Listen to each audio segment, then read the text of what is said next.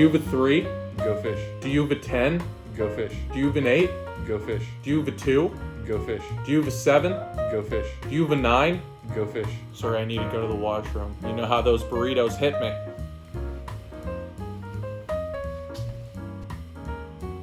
Woo! You don't want to go in there.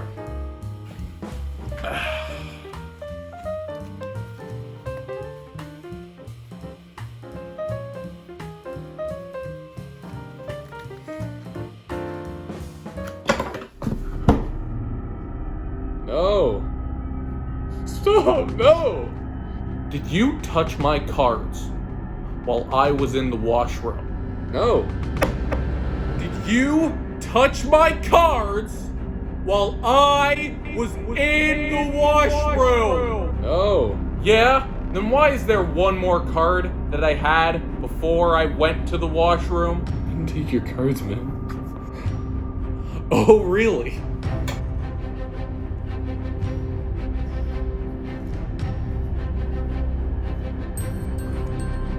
Sorry. Yeah, my mistake. I had the same amount of cards as before I went to the washroom. Hello and welcome to the 5th episode of Crunch Time, the show where I ask a sports-related question to a panel of 4 contestants who present their answers to me in the form of 1-minute video rants. My name is Liam Crothers, and considering the Houston Astros trash can scandal and the recent Boston Red Sox scandal as well, I decided to ask our panelists Lucas, Matt, Drew, and Pete, what athlete is probably cheating? Now, we don't mean to accuse these athletes of cheating, but even if we were, they're probably not watching. So, have at it. The rules of the game are simple. Our 4 contestants present their rants to me, and when the episode is over, you, the audience, votes on the winner in the comments section, or on Facebook, Instagram, or Twitter. Links in the description below.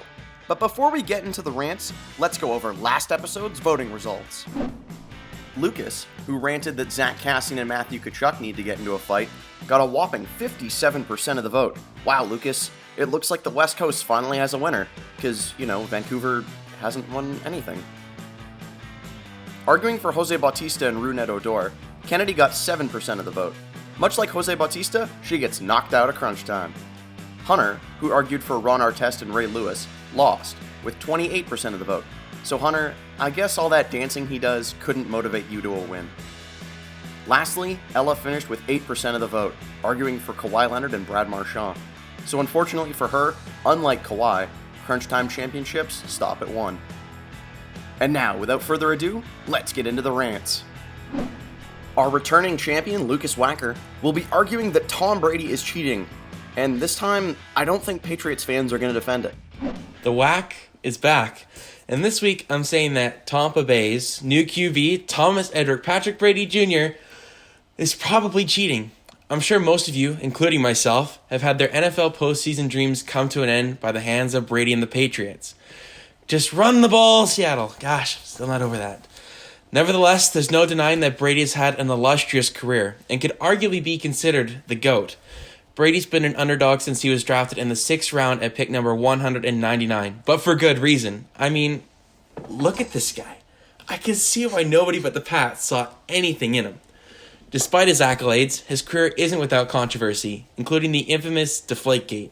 I mean, the guy's probably deflated more footballs than a thumbtack. Anyways, TB12 is clearly off his rocker, since just last week he walked into his neighbor's house. You're telling me that Tom freaking Brady doesn't know what his own house looks like? I don't know. I guess it's normal to be skeptical of athletes that continuously redefine the impossible.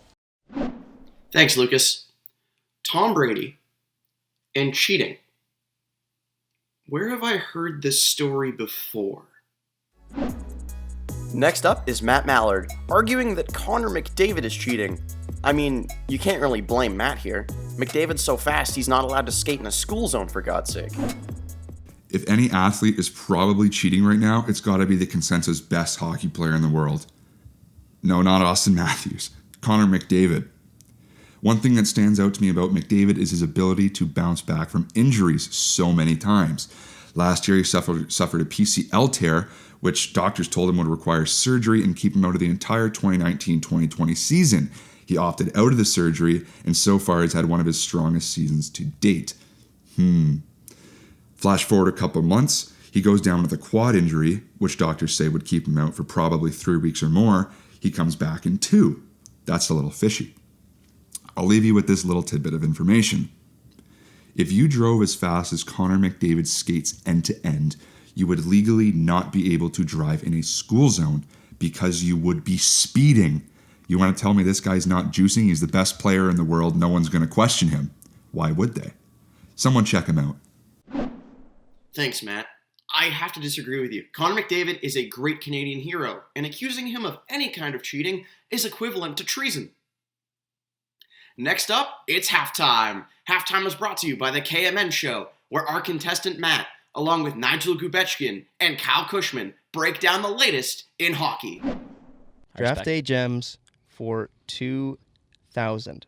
One of the more underrated goal scorers of this generation, this 205th overall selection sits 10th in NHL goal scoring since his debut in 2006. So since the 2006-07 season, this player sits 10th in NHL goal scoring. Drafted 205th overall. In what draft, sorry? That was 2003. 2003, okay. And sorry, they're still playing? Still playing. Draft day gems for 2000. A potential massive swing on If the I line guess, here. will you guess? Sure. Okay. Well, you said 2003, and right off the bat, I think Eric Stahl, but that's the opposite end of the draft. That's very high Yeah. up in the Yeah, draft. very, very high. The only other player I can think of. Made his debut in 2006, so it took Yeah. 3-4 seasons for him to make his debut. Is scoring as in goals or points in Goals. general? Okay. Goal scoring. They're yes. 10th? 10th in NHL goal scoring since 2006. Oh, since 2006. Not all time. Yeah. Oh, I'm going to say, who is Corey Perry? Corey Perry went in the first round in that 2003 Didn't know draft. that. Nigel? I'm going to go, okay, because I said I guess. I don't think this is right, but I just have a feeling. Who is Joe Pavelski? That is Are you correct. kidding me? That's ridiculous. Drafted in the 7th I don't round. think this is right. Drafted at 7th round in 2003 by the San Jose Sharks. Made his debut in 2006. And since then, currently sits 10th in NHL goal scoring since the 2006 season. Awesome. 10 out of 10 guess from Nigel. The score is now 13,000 for Nigel, 3,600 for Matt. That was a massive swing there. Next, we have Drew Hardiman, arguing that LeBron James must be cheating, which I can understand. But the real LeBron conspiracy that I'm interested in is the mystery of that guy's hairline. I mean, that thing was 2 feet back when he was with the Cavaliers. Alright, let's be real. Everybody's cheating in sports nowadays, but who does it the best? LeBron James has dominated the NBA ever since he came onto the scene back in 2003. Yes, it's been 17 years since the King claimed his throne.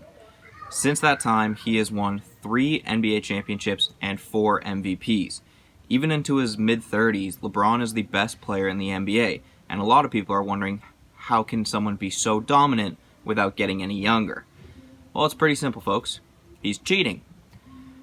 No one that old can be that good and still be clean. He apparently spends over $1 million in rehab equipment and treatment onto his body every single year. No one thought to check what he was doing with that $1 million. I mean, I wouldn't be surprised if someone puts a little HGH or steroids into his Taco Tuesday fiestas every now and then.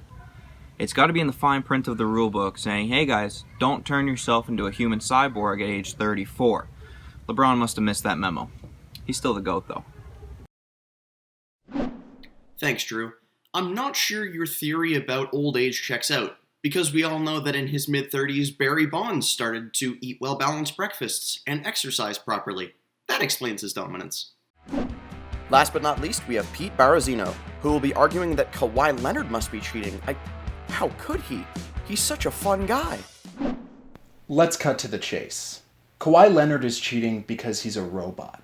I know we've heard jokes about it before because of his superhuman play and lack of emotion, but seriously, The man barely speaks, and when he does, he offers short, monotone responses that are eerily similar to the programmed ones of Siri or Alexa. Frankly, Siri has more of a human laugh than he does. Kawhi is infamous for his frequent use of load management, but with so much mystery surrounding his injuries, is he really just resting, or is he literally charging his batteries, or getting a software update? These days we are seeing so many machines take over jobs, so is it not possible that Kawhi is the pilot project for an AI basketball player? Think about it. He was born near Silicon Valley, and now he's being reeled back home by who else than former Microsoft CEO Steve Ballmer. The Claw is literally a machine. Thanks, Pete. Now, if Kawhi is a robot, who do we think programmed him? My guess is that in this situation, Greg Popovich is Tony Stark, and Kawhi is Ultron, which means that Kawhi is going to destroy us all. Well, that's going to do it for Crunch Time this week. Don't forget to like the video and subscribe to the channel. More importantly, make sure to vote on the episode winner, either in the comments or on Facebook, Instagram, or Twitter. You can follow the Crunch Time Ranters on Twitter with links in the description below. Once again, be sure to listen to the KMN Show. My name is Liam Crothers. Thank you for watching Crunch Time.